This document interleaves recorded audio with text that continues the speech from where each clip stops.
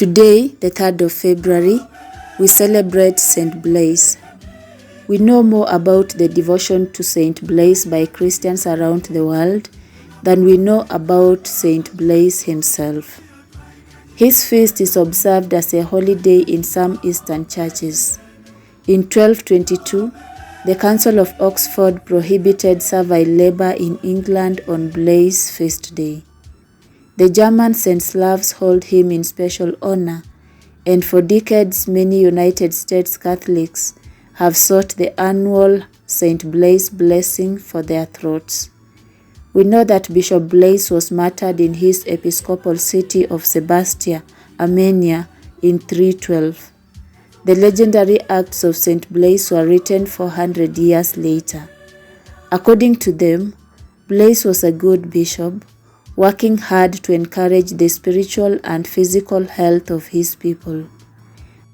Although the Edict of Toleration 311, granting freedom of worship in the Roman Empire, was already 5 years old, persecution still raged in Armenia. Blaise was apparently forced to flee to the back country. There he lived as a hermit in solitude and prayer. But he made friends with the wild animals. One day, a group of hunters seeking wild animals for the amphitheater stumbled upon Blaise's cave. They were first surprised and then frightened. The bishop was kneeling in prayer surrounded by patiently waiting wolves, lions, and bears. The legend has it that the hunters hauled Blaise off to prison. A mother came with her young son, who had a fish bone lodged in his throat. At Blaise's command, the child was able to cough up the bone.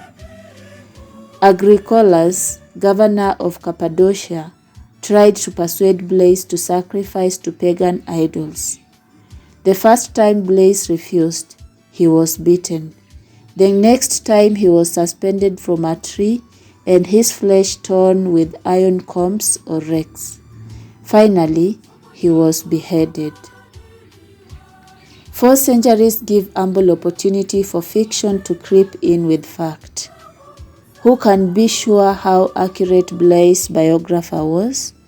But biographical details are not essential.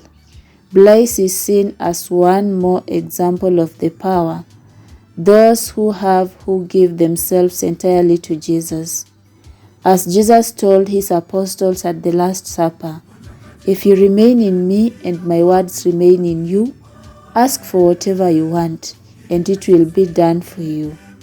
With faith, we can follow the lead of the Church in asking for Blaise's protection. Saint Blaise is the patron saint of throat ailments and English wool compass. Saint Blaise, pray for us. Amen.